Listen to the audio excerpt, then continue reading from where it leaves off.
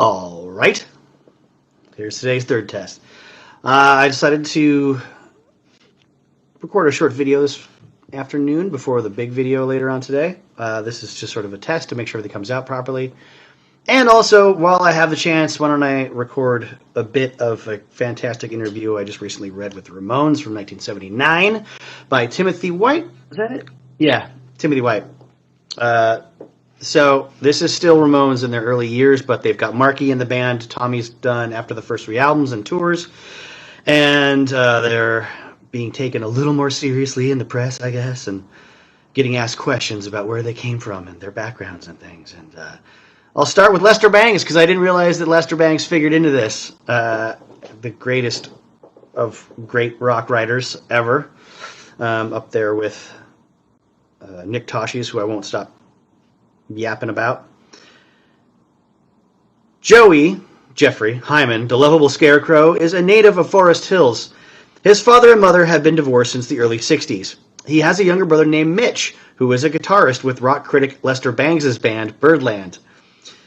Mitch wrote an autobiography called I Slept with Joey Ramone. I have yet to read it, but I'm told it's excellent, and I'm going to get around to it eventually. Contrary to popular belief, Joey is the most clever and quick-witted of the Ramones.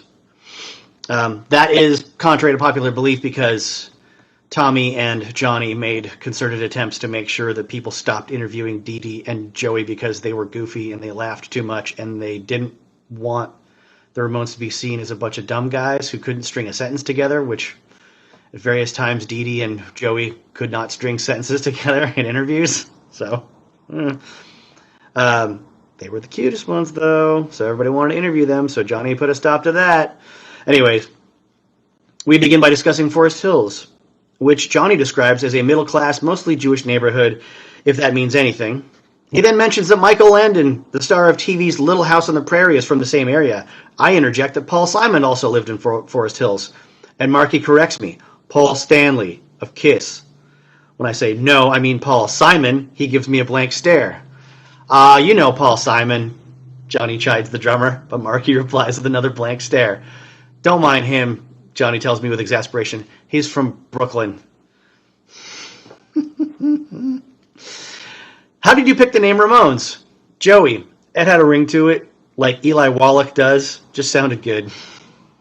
That might be my favorite new Joey Ramone quote of all time. It had a ring to it, like Eli Wallach does. For everyone that doesn't know, that name comes from Paul McCartney. When the Beatles were called the Silver Beatles, they had fake surnames, and Paul's name was Paul Ramone.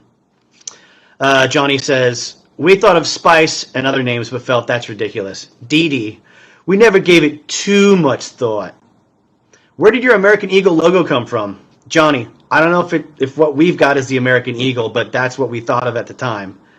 Dee Dee, it looks good up there. I mean, Patti Smith has the American flag. Johnny, and we have kind of a presidential seal. Marky, yeah, in God we trust. Joey, snickering, we weren't thinking of God. Johnny, you want a strong symbol, and that's it. Dee Dee, earnestly, we want to make it clear that it has nothing to do with fascism or anything like that. Johnny, alarmed, nobody asked you. Dee Dee, continuing, it's just a sign that I think. Johnny, firmly, nobody asked you.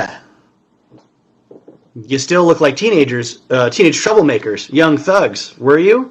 Johnny, I guess we were sort of juvenile delinquents, but Forest Hills ain't the South Bronx. It's a nice neighborhood, so if you walk around like this, he indicates his leather jacket, t-shirt, jeans, you're already looked upon as a hoodlum. I mean, we were just general no-goodniks.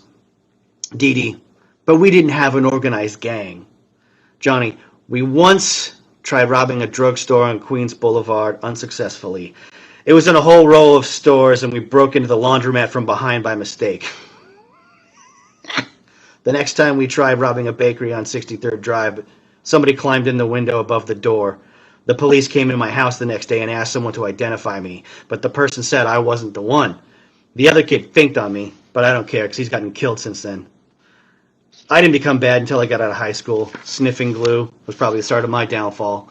My first drug experience was sniffing glue. We tried it and then moved on to Carbona. That's why we wrote songs about it. It was a good high, but it gave you a bad headache. I guess it destroys your brain cells, though.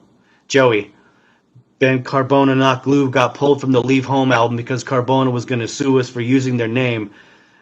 We thought it was a substance, not the name of a product or company. Speaking of songwriting, I believe in the beginning that the brevity of the songs was tongue-in-cheek. Excuse me, I'll reread that. Speaking of songwriting, I thought in the beginning that the brevity of the songs was tongue-in-cheek, a gimmick. Johnny, bewildered. The what of the song was what? The brevity of the songs was, Johnny, what's brevity mean? Shortness, conciseness. Oh, well, we were new at writing songs and new at playing our instruments, so we couldn't write anything too complicated, really. It was nothing intentional. We decided to sing about something we found amusing. Dee Dee, and daring. Johnny, all our songs are written by all of us. We wrote 2 songs the very first day we were a band. One was called I Don't Want to Walk Around With You. The other was called I Don't Want to Get Involved With You. I Don't Want to Walk Around With You made it on the first album, but I Don't Want to Get Involved With You didn't. You never recorded it? Johnny, no. It's very much like I Don't Want to Walk Around With You. Almost the same song. We might someday record it. What's the basic lyric? Dee Dee, blandly. I don't want to get involved with you. That's not what I want to do. Come knocking on my door. I'm going to knock you on the floor. I don't want to get involved with you. That's not what I want to do. How would you describe your own music? Dee Dee, we're playing at our level of ability. Johnny, we're playing pure rock and roll with no blues or folk or any of that stuff in it. And we try to be entertaining and bring back the feeling of kids coming and having a good time. United with us, but we never considered the whole local new band scene here or in England. We never had the weird pointy haircuts. These are our regular haircuts. Linda Stein said she felt that Sid Vicious, the Sid Vicious murder case has caused you to lose bookings. Johnny, we've had a lot of job rejections. We had a lot of radio stations taking us off and rejecting us. We just had a job offer at Notre Dame with Foreigner, and Notre Dame turned us down. Because if it wasn't for the Sex Pistols, the Ramones and Foreigner would just be a perfect setup for a live show. Whew. Not to mention, I'm sure an ongoing tour that everybody would love. We got pulled off stations after the weekend show with the Sex Pistols. It had nothing to do with us. We don't look or act like them. We weren't out to ruin the music business. There's room for everybody. When we started, we were more or less looking at the hard rock groups in America like Aerosmith or Ted Nugent or Kiss as our competition. Joey, brightly, Alice Cooper helped my life because he was my first hero. I related to the guy until I found out he really was the way he was. You mean before he started playing golf with George Burns? Yeah, right. Johnny, serious. Joey, wouldn't you like to be playing golf with George Burns? Joey, sheepish. I don't know. But I guess I respected Cooper because that's all he wanted to do in the first place, get big so he could play golf with the stars. Johnny, it's nice to play golf with George Burns, if you wanna. I played golf at military school for about a year. The other night, Joey said that he would kill himself if the new record didn't do well. Things have been rough, eh? Johnny, yeah, well, we've been on salary since we started recording. It's not much. It's meager, but it's been okay. When we started, it was about $50 a week. Now it's $150 a week. Actually, that starts next week. A raise from $125. We get $10 a day when we're traveling and occasionally a royalty check for songwriting. Why did Tommy leave the band? Johnny, he just couldn't take touring. Dee Dee, it's very hard to tour. Johnny, he was getting to be catatonic. Joey, chortling evilly. Tommy cracked like an egg. Say, Dee Dee, where did you get those knife wounds? Dee Dee, embarrassed. That was something stupid I did. I don't want to say it because it was bad. Johnny, but now you're nice. Oh, excuse me, Johnny, but now we're nice.